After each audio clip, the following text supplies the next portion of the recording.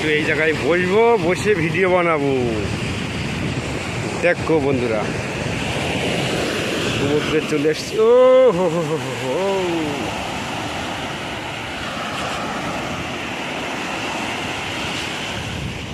একটা মাছ।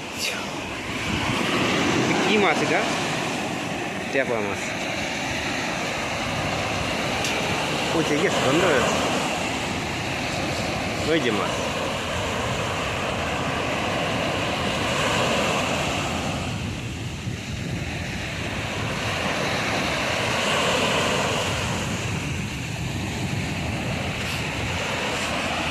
দেখতে থাকো আমার ছোট্ট কন্টেন্ট।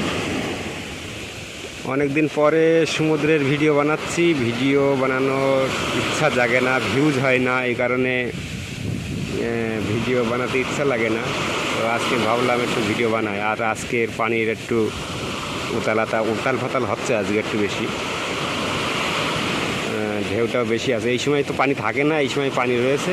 আর সব দিন সমান হয় না, কিছু কিছু দিন একটু ঢেউগুলো একটু বড় বড় আসে।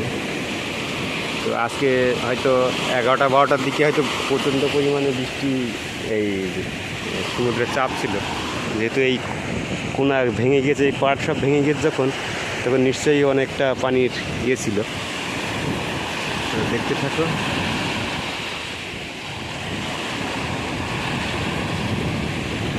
মাছ একে বছর এখন চলে গেল। আর পানির কালারটা দেখো এত সুন্দর পরিষ্কার, মিনারেল ওয়াটারের মতন একটা বেশ নীল নীল ভাব, যেটা নীল সমুদ্র বলে।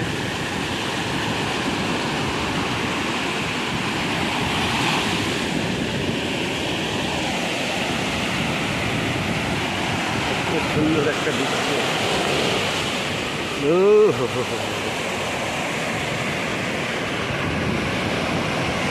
সুন্দর সুন্দর।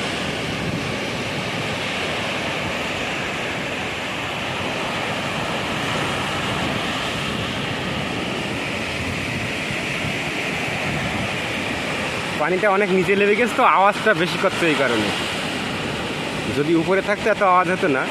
ওই যে পানি আসার সময় যে আওয়াজটা করছে, ওই আওয়াজটা হতো না। কিন্তু খালি এই যে ঢেউটা যখন বাড়ি খেত তখনই আওয়াজটা হতো, কিন্তু ঢেউটা তখন বড় বড় থাকতো। কিন্তু ওই সময়টা রোদ প্রচণ্ড থাকে, তো ওই কারণে আমরা আসি না। কালকে চেষ্টা করব, কালকে ছুটি আছে, কালকে সমুদ্রে স্নান করতে আইব আশা করছি। তো একা তো আর আসা যায় না, সবাই মিলে যদি আসে তাহলে আইব। সমুদ্রে অনেক দিন স্নান করিনি। সমুদ্রে স্নান করলে গা কালো হয়ে যায় বলে সমুদ্রে স্নান করতে ইচ্ছা করলে না। এই পাথরের উপরে যাবা, পাথরের উপরে। তো ভিডিওটা কেমন লাগলো অবশ্যই কমেন্ট করে জানাবেন। শেষ পর্যন্ত দেখার জন্য অনুরোধ রইল।